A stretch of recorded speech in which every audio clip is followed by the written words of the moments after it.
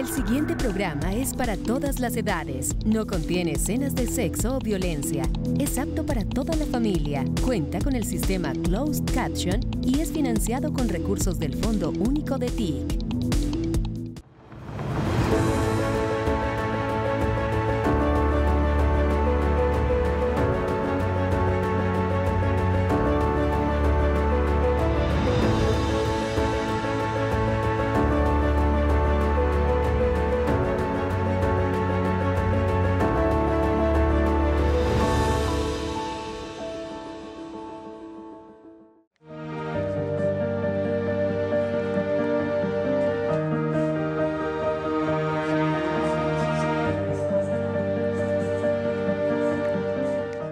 El periodismo en Colombia ha sido testigo silencioso de la violencia que ha marcado la historia del país. Desde hace décadas los periodistas, sobre todo en las regiones, se enfrentan a amenazas, intimidaciones, desplazamiento forzado e incluso asesinatos. Todo con el fin de silenciar sus voces y evitar la verdad. Hoy la historia de uno de ellos, Emiro Goyeneche, quien viene desde Saravena, Arauca, para contarnos su vida y sus luchas. Historias de región en entrevistas con Alma de País. Emiro, bienvenido. Patricia, un placer. Muchas gracias por invitarme. Bueno, antes de cualquier cosa, hablemos un poco de ese sentimiento que nos mueve a los periodistas cuando decimos queremos estudiar periodismo, queremos irnos por esta línea.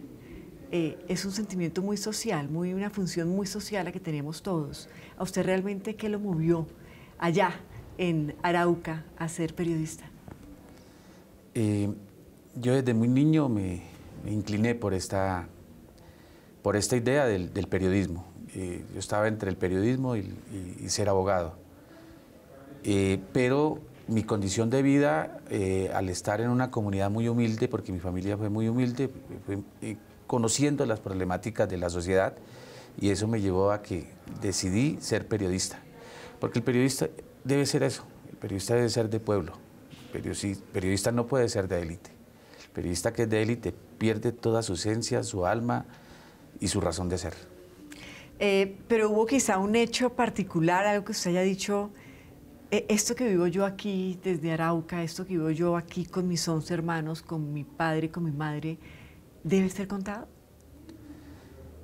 Claro, yo pienso que todos los colombianos tenemos una historia para contar.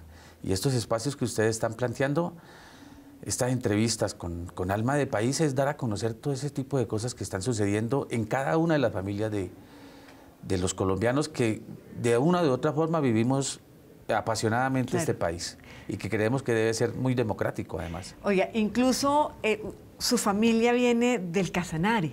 Ustedes vienen desplazados del Casanare, su papá, su mamá. Usted es una persona que es de familia de desplazados, tiene una historia que es común en este país. ¿Cómo ocurrieron los hechos particulares con sus papás? En ese tiempo fue la confrontación entre los liberales y conservadores. Mi papá era de familia liberal, les tocó desplazarse. Mi mamá es de Boyacá, mi papá es de Casanare, Salinas. Y en esa época les tocó desplazarse por el conflicto, fueron varios tíos asesinados y mi papá alcanzó a escaparse y llegó al municipio de Tame en esa época de mucho más de 60, 70 años. Y ahí nos radicamos en el municipio de Tame. Posteriormente, yo hace 35 años estoy radicado en el municipio de Saravena y allí fue donde empecé directamente con la emisora comunitaria Sarare FM Estéreo, que va a cumplir 30 años, y el ejercicio del periodismo en pleno. ¿Y cómo reaccionan sus papás, que como bien lo dice usted, son de extracción humilde, como muchos, la mayoría de los colombianos, cuando usted les dice, yo quiero estudiar periodismo? ¿Ellos a qué se dedicaban? ¿Ellos qué hacían?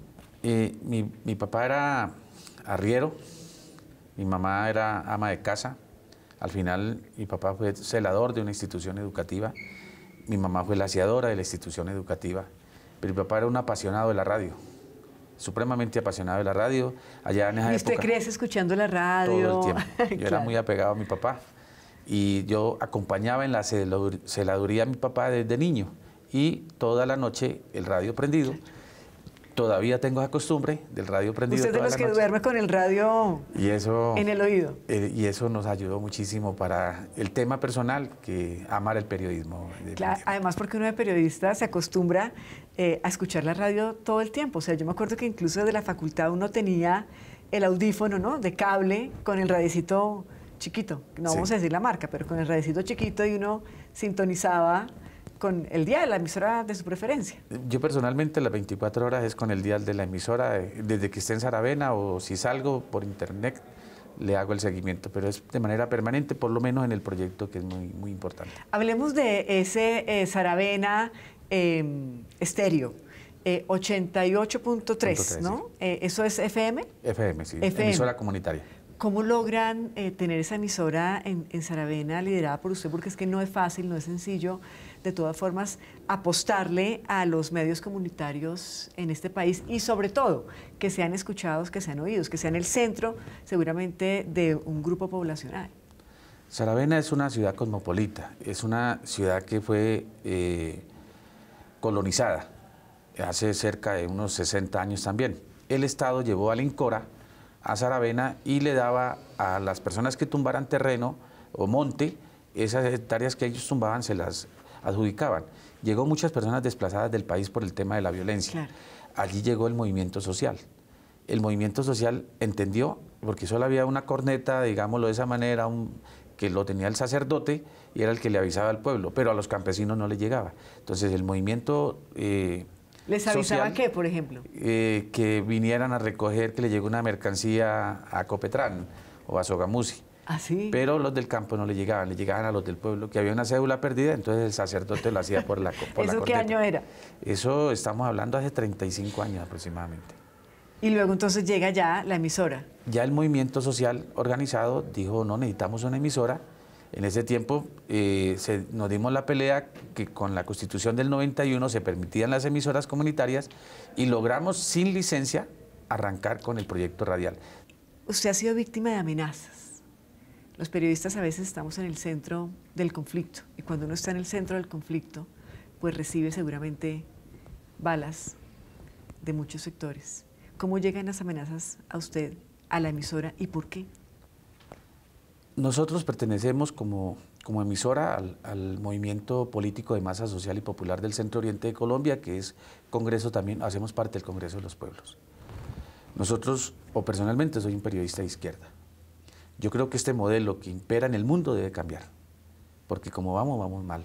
Y ahí están las razones naturales que dicen que debemos cambiar nuestro comportamiento en un modelo político y económico de la humanidad. Entonces, ese tipo de cosas en Arauca se mueven muchos intereses, sobre todo Arauca está cuadriculado en el tema de la explotación petrolera.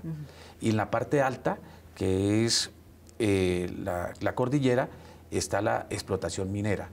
Entonces hay demasiados intereses y nosotros estamos en contra de manera directa de esa explotación petrolera y minera. Eso trae enemigos.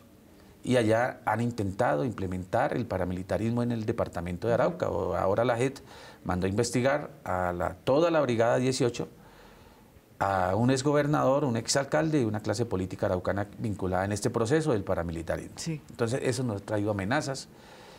Muchas amenazas. Nosotros en el 2003 nos tocó salir, estuvimos aquí en estos mismos sitios, en estos mismos espacios, y la amenaza es permanente, pero nosotros seguimos con nuestra consigna. ¿Pero qué tipo de amenazas exactamente reciben? ¿Panfletos, sí, panfletos, llamadas? Nos marcaron las puertas de la emisora con las letras de la AUC, panfletos, nos han hecho llamadas, mensajes de texto. En fin, han salido, ahorita son youtubers, entonces los paramilitares nos han amenazado de manera directa en youtubers, en esas entrevistas que hacen. ¿Le da miedo? ¿Siente miedo? ¿Hay mañanas en las que usted se levanta con miedo para ir a la emisora? No, yo personalmente no tengo miedo. Yo lo único que siento es que mi familia sí sufre. Eso es lo único porque uno debe ser una persona de sentimiento, mi familia sufre, pero el morirme no. Yo creo que uno debe tener causa justa, si la causa justa es el pueblo. Y si por el pueblo uno tiene que morirse, se muere. Lo que pasa es que deja un dolor en la familia. Claro, ¿y cómo son esas conversaciones con la familia, que es una parte fundamental de la estructura del ser humano? ¿Cómo se siente usted a darles quizá un poco de tranquilidad también a ellos? Mi familia comprende la lucha, porque lo conocen a uno y sabe que uno lo que uno habla debe hacerlo también en su comportamiento. Claro, y ellos lo entienden. Pero incluso les han puesto bombas, le pusieron una bomba al edificio de la emisora intentando matar alrededor de 60 líderes sociales del movimiento y ahí estaba la emisora y seguramente usted. Sí, el temor es muy grande. De la familia siempre las recomendaciones, las sugerencias, el temor que ellos tienen de manera permanente es complicado. Pero ellos poco a poco se han venido entendiendo. Inclusive ayer recibí una llamada de una sobrina, por favor tío, cuídese, tuve este sueño. O sea, todo lo que a ellos le interpretan en las condiciones de vida naturales o extranaturales, como se llame, la familia siempre se preocupa. ¿Y los hijos? Mis hijos son conscientes de todo lo que yo hago. Los amo y saben que lo que yo hago lo hago a favor de la comunidad. No soy una persona adinerada, no tengo plata, aspiro nunca a tener dinero. Eso lo prometí como a los 14 años y que siempre iría a trabajar a favor de la comunidad y de la gente. Claro, Emiro, pero ¿cuál es esa verdad que usted dice también, denuncia a través de la emisora y que sin duda es quizá el palo en la rueda, la talla para otro sector también de esa región? Pues la verdad es que nosotros tenemos que defender el territorio. Si no tenemos agua, si no tenemos naturaleza, si no tenemos, no vamos a tener cómo vivir. Y esa es la tarea. Hoy hay varios ríos que se están secando en el departamento de Arauca. Nosotros somos cultivadores. Nosotros no somos petroleros y no somos mineros. Y eso se necesita ahí para la defensa del territorio. Pero eso hace que usted sea amenazado, ¿no? Sí. Eso es parte porque esa es una lucha que estamos confrontando con los que quieren explotar la zona. Ahorita están intentando intervenir nuevamente el paramilitarismo en el departamento de Arauca, que eso ha sido de manera permanente. ¿Y ha sido denunciado ya ante las autoridades competentes? Todo ha sido denunciado de manera permanente. ¿Y qué causa ha tenido? Amenazas, nuevamente. Amenazas, yo tengo un esquema de seguridad. Eso no define que si me vaya a pasar algo o no, pero vamos a continuar hasta donde la vida nos lo permita. Claro, y es también la radiografía de muchos otros colegas de región que también viven la misma situación que usted está viviendo. Hacemos una pequeña pausa y ya regresamos a Entrevistas con Anápolis. Gracias al Gobierno del Cambio, la reforma pensional es una realidad. Con el apoyo del Congreso, hemos alcanzado una de las conquistas sociales más importantes de la historia del país. A partir del 2025, todas las generaciones, todas podremos finalmente mirar al futuro con esperanza y tranquilidad, pues tendremos una vejez digna garantizada. Una donde pensionarse es una realidad. Comisión de Regulación de Comunicaciones. Continuamos recorriendo la historia del ser y del hacer de Emiro Goyeneche. Él es periodista de Arauca, quien ha sido amenazado por diferentes actores del conflicto en el ejercicio de su profesión como periodista, como comunicador en la emisora Sararé en Arauca. Emiro, ¿cuál ha sido el rol del Estado realmente frente a las amenazas y las denuncias de esas amenazas que usted ha vivido? Este es un Estado cooptado por la corrupción, por el paramilitarismo y por el narcotráfico. Eso lo ha denunciado el presidente actual de la República y estamos de acuerdo con él. Va a ser muy difícil que todas esas denuncias avancen, muy difícil. Mire que la JEP va avanzando en cosas importantes en el tema del paramilitarismo en Colombia. Ojalá algún día salga la verdad, porque muchos dicen que esto es venganza. No, esto no es venganza, es la verdad y la justicia, que es lo que queremos que haya en Colombia para que esta sociedad cambie un poco. Y básicamente este gobierno ha hecho que ustedes se sientan en región un poco más tranquilos, más seguros. Con Gustavo Petro sí. Él ha estado, es mucho más respetuoso, o sea, él hace parte de un movimiento de izquierda y entienden nuestras luchas y comprenden nuestras condiciones. Él en muchas intervenciones que hace nos interpreta, en otras no, en otras tenemos algunas diferencias, pero sí, este gobierno creo que ha estado más al lado de nosotros que cualquier otro. La Unidad para las Víctimas, digamos que lleva un camino recorrido en todo lo que tiene que ver precisamente con la protección y la reparación a los periodistas víctimas de amenazas, de hostigamientos. ¿Cómo ve usted esta situación? Este es un proceso que arrancó ya hace cerca de 14 años con la creación del Comité de Impulso de Periodistas Víctimas en Colombia. Esto es un proceso único en el mundo, único en el mundo. Desde allí pues se creó el plan de reparación integral, el PIRS, que va muy lento, va supremamente lento. Yo hago el llamado al gobierno nacional para que agilicemos este tipo de proceso, que es muy interesante. ¿Por qué? ¿Qué buscan exactamente? ¿Y qué los diferencia del resto de víctimas? Primero porque a nivel del mundo no se ha reparado ningún colectivo de periodistas víctimas de un conflicto interno armado en un país. Entonces eso es algo único. Y en segunda medida porque es un derecho fundamental para una sociedad tener sus periodistas en las regiones. Y aquí hubo una afectación no solamente al periodista como tal, ni a los medios de comunicación, sino a un colectivo de sociedad, de unos pueblos, de unas ciudades que sufrieron este tema. Usted dice, es la primera vez en la historia de la humanidad que un país, un Estado, busca la reparación integral, digamos, colectiva de periodistas en el mundo. Cuando hablamos de esa reparación, ¿a qué se hace referencia específicamente? Hay dos elementos. Es que la reparación más para el periodista es para la sociedad, que es lo que nosotros estamos buscando. Porque el derecho fundamental a mantenerse informado, a recibir la información, es de una ciudadanía. Entonces, si afecta al periodista, se afecta al pueblo, a la ciudadanía. Entonces, por eso es que nosotros venimos luchando en esto, en reparación colectiva. ¿Pero qué planes de acción buscan?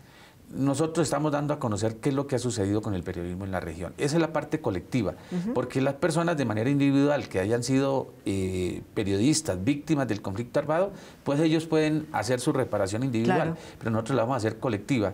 Vamos a tener un libro, vamos a tener videos, vamos a dar a conocer en diferentes maneras lo que ha sucedido con el periodismo en Colombia, en especial con documentales y con el libro, que es muy importante. Mire, usted dentro de su labor tiene un sueño muy grande, y es que exista realmente una red de emisoras en FM, precisamente de estos periodistas, digámoslo así, independientes, para comunicar. ¿Eso usted lo ve cercano? Aspiramos que, si no lo hacemos con este gobierno, no lo hacemos con ningún otro gobierno. Creo que este gobierno debe ayudar. ¿Pero una red sentido. Nacional de emisoras? De periodistas totalmente independientes, que hablemos con la verdad. Ustedes conocen y saben que hoy hay una manipulación de la información en Colombia, que dicen mentiras, que manipulan. Y nosotros como periodistas totalmente independientes, que pertenecemos a las comunidades, que pertenecemos al pueblo, debemos ayudar a que no se siga manipulando la opinión pública en Colombia. Pero mire, usted decía hace 5 o 10 minutos en esta entrevista, yo soy un periodista de izquierda.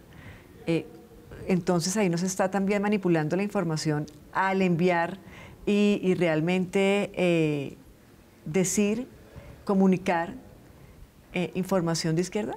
No. El que es de izquierda debe ser honesto, debe tener principios. ¿Pero el periodismo debe ser político? ¿Se debe politizar el periodismo? ¿El periodista tiene que tener una ideología política? El periodismo es una acción política. ¿Pero debería tener una ideología política? Es que la ideología son de los partidos. Pero usted dice, yo soy de izquierda. De izquierda es pertenecer al pueblo, de izquierda es pertenecer a la comunidad menos favorecida.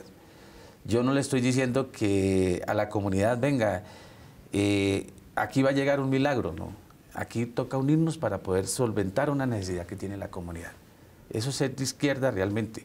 Hay muchas personas que utilizan, que creen que la izquierda es ideología. No, la izquierda es una formación permanente para poder solucionar los problemas de una sociedad. Claro, lo pregunto diaria. porque seguramente muchos chicos que nos están viendo que hacen parte de las facultades de periodismo y usted que también estuvo en una y yo en otra, lo primero que le dicen a uno cuando uno entra es el periodista debe ser objetivo, el periodista no debe tener una corriente política. Entonces sí me generó esa duda de poder entender cómo se puede catalogar uno de izquierda o de derecha o de centro. Por los comportamientos. Aquí hay periodistas que dicen que son de izquierda y no lo son. Periodistas que les gusta llenarse los bolsillos a costillas de una supuesta izquierda que debe estar al lado de las comunidades. Y el periodismo es un factor político no solamente de Colombia, sino del mundo. Mire, hablemos después de la pausa de esas regiones que están más expuestas precisamente, o de los periodistas que están más expuestos en esas regiones a amenazas, a hostigamientos, e incluso jugándose la vida diariamente, porque no solamente ocurre en Arauca, sino en otros lugares de Colombia. Es importante contarlo a la audiencia. Una pausa y ya volvemos. En Colombia, 13 millones de personas nunca han tenido agua potable y en municipios como Tumaco les ponen el agua solo 2 veces al mes. Con el programa Agua es Vida, vamos a los territorios marginados y excluidos y buscamos con la comunidad fuentes de agua para entregarles sistemas de recolección, almacenamiento, potabilización y distribución. Eso es igualdad. Ministerio de Igualdad y Equidad. Comisión de Regulación de Comunicaciones. Hoy la voz de un periodista de región, Emiro Goyeneche, hablando un poco del papel, del rol también que tiene el periodismo en Colombia, los desafíos que enfrenta y las iniciativas que se están llevando a cabo para garantizar la seguridad de los periodistas y su derecho a la verdad. Usted decía hace un momento que hoy en día actualmente se siente un poco más seguro, más protegido de cara precisamente a esas amenazas que ha tenido que vivir por tantos años por cuenta de hablar con la verdad, de estar del lado de la gente. Pero no solamente lo vive usted, sino muchos otros periodistas de región, y así lo evidencian las cifras que infortunadamente en Colombia pues son altas de periodistas hostigados, amenazados y asesinados. ¿Qué otras regiones del país viven situaciones parecidas a la que usted vive en Arauca? Yo creo que el Cauca, el Catatumbo, es supremamente complicado en algunas regiones de Antioquia, es complicadísimo, y en unos sectores también de la costa, en Colombia. Pero nosotros aspiramos que este proceso realmente cambie, porque aquí lo que avanza es el deseo de la explotación minera y petrolera y otros elementos que tienen los territorios y que quieren implementar allí el saqueo de estos elementos, y que al final pues vamos a dañar lo único que puede sostener la humanidad en la tierra. Claro, ¿y ha sentido usted o conoce historias quizá de personas que infortunadamente, periodistas que se hacen a un lado precisamente por las amenazas, por los hostigamientos, y que dejan de contar esa verdad que tiene y que vive la gente en esas regiones? Hay muchas personas que se desplazan. El que lleva el periodismo en la sangre es difícil que lo deje. El periodismo es una pasión extraordinaria de la vida. Y sobre todo cuando se hace uno al lado de las comunidades menos favorecidas, es aún más apasionante. Entonces, muchas personas les ha tocado lamentablemente desplazarse. Aquí ustedes tienen en su equipo de trabajo un compañero que le tocó salirse desde hace muchos años de su tierra y está aquí trabajando, el compañero Dago, que hace parte del Comité de Impulso de Periodistas Víctimas, y muchos están así en esa condición, pero muchos también hemos regresado y estamos dispuestos a, hasta donde nos toque, seguir trabajando en favor de las comunidades. ¿Y ha intentado retirarse en algún momento? ¿Ha intentado dejar Saravena, Arauca, por cuenta precisamente de sentirse amenazado? No. ¿Ni siquiera por su familia? No. Es que no. Si yo no ayudo a la sociedad, no ayudo a mi familia. Si yo ayudo solo a mi familia, seré un egoísta con la sociedad. Para ayudar a mi familia, tengo que ayudar a la.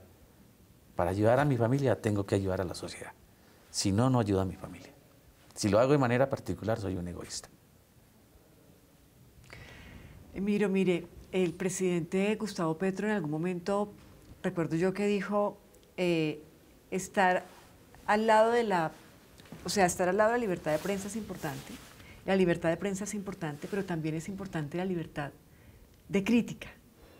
Él lo dijo. ¿Cómo analiza usted esa frase? El presidente de la República tiene el derecho a defenderse de las mentiras que están inventando el monopolio de la comunicación en Colombia. Y eso no se puede calificar como un ataque a la libertad de prensa. Eso, la FLIC debe revisar ese tipo de circunstancias. Porque el presidente tiene derecho, si están diciendo mentira, el presidente tiene derecho de defenderse. Es el derecho humano fundamental que tiene él. Entonces, yo acompaño al presidente en las defensas que ha hecho porque lo ha hecho de manera correcta, respetuosa y lo ha hecho en el camino que debe ser. Y usted, pues, que pertenece a este gremio de periodistas víctimas, precisamente, que conoce a primera mano estas historias de las que hemos hablado en esta entrevista, siente que esa relación de gobierno con periodistas de región, específicamente de Gustavo Petro con periodistas de región, ¿ha mejorado? Muchísimo. Tuvimos hace poco un encuentro de medios alternativos, comunitarios, sociales, en Armenia. Eso es extraordinario. Ojalá lo que piensa el presidente lo ponga en práctica, porque sería muy importante para los medios alternativos y comunitarios de las regiones. Es interesante. Ese acercamiento tiene un buen equipo, ha mejorado el equipo de trabajo del presidente Gustavo Petro, porque al principio, el primer año sí fue un poco aislado, pero hemos venido mejorando. Y estamos dando a conocer lo que este gobierno del cambio viene haciendo. Mire, pero en cuanto a periodistas víctimas del conflicto, para nadie es un secreto que han recibido amenazas. En ese mismo colectivo se han denunciado amenazas tanto de izquierda como de derecha. En el país, y eso lo debe entender, yo vengo de una región con un conflicto armado tremendo. Y el presidente debe entender que ya en Colombia y la sociedad colombiana debe entender que ya no queda, por su contexto, por su historia y por todo, no queda sino una insurgencia colombiana, que es el ELN. Lo demás no es insurgencia colombiana. Y eso lo debe entender el presidente de Colombia. Entonces, no se puede decir que las disidencias, que la Marquetalia, eso es de izquierda o revolución, eso no es nada de eso. Y hay que mirar a ver cómo se hace esa negociación con el ELN y cómo se hace esa negociación con esas otras expresiones totalmente distintas. Oiga, precisamente usted fue uno de los impulsores de la creación de la Corporación Periodística de Periodistas Víctimas para la Paz, Bebipaz, ¿no? Usted viene de región, bien lo ha dicho. ¿Usted sí cree que la paz esté cerca? Usted que convive casi que a diario con la guerra. La paz está cerca el día que los que han manejado este país, la oligarquía, que no quieren soltar los Vargas Lleras, los Uribe, todas esas prebendas que tienen, porque han vivido y han gozado este país desde sus abuelos, tatarabuelos hasta la fecha, entiendan de que este país es para todos los colombianos y ellos tienen que dejar que los que llegan intervengan en el país para que beneficien a la sociedad colombiana en general. Entonces, si ellos no aceptan eso, va a ser complicado porque 5 personas se arman con fusiles y montan un grupo y va a seguir un desorden en Colombia. Entonces, eso va a estar bastante complicado si ellos no lo aceptan. Hoy, quien le está diciendo a la insurgencia colombiana que las armas sirven en el proceso político en Colombia es la oligarquía colombiana. Y eso tiene que cambiar. Y hay que luchar por la paz. La paz es solucionarle los problemas a la gente. Mire, aquí hablan de va a llegar la institucionalidad a Arauca y llegan es una cantidad de funcionarios públicos del ente nacional. La institucionalidad es la capacidad de un Estado en poder resolver los problemas de una sociedad, no que vayan funcionarios, porque al final no hacen absolutamente nada, van y se gastan un poco de pero hacen gestión, tienen que ir igual. Pero la institucionalidad es la capacidad de resolver los problemas de una sociedad, esa es la institucionalidad realmente. Y nosotros queremos la paz, Arauca quiere abrazar la paz. Y ese es el mensaje para el presidente de la República. Vaya a Arauca, presidente, reúnese con el movimiento social. Mire, nosotros tenemos la mejor empresa comunitaria de aguas, de acueducto y alcantarillado de Colombia. Ejemplo para el mundo también, en Saravena, y en Arauquita y en Fortul. No, y el turismo, hay que hablar Y del el turismo Ya para extraordinario. finalizar, yo estoy que me voy para Arauca. No, Se come invitado rico, especialmente. hay buenos ríos, la gente es Extraordinario. amable, La gente los extraordinaria. paisajes son espectaculares. Un lugar para visitar en Arauca. Tames, Aravena, Fortuna, Arauquita, Arauca, todos los 7 municipios del departamento de Arauca para abrazarlos. La gente es extraordinaria, invitarlos para que vayan. La gente vaya a hacer turismo, porque también hay unas personas que van a hacer allá cosas que no deben hacer y terminan en problemados, ¿no?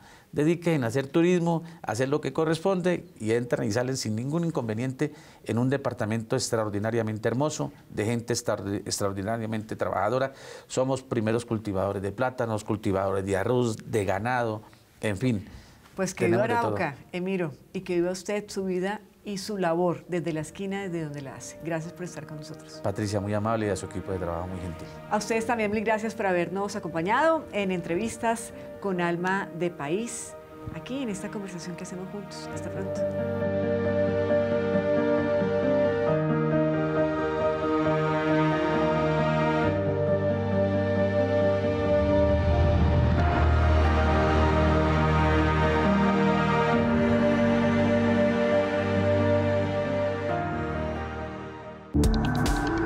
Este contenido fue financiado con recursos del Fondo Único de TIC.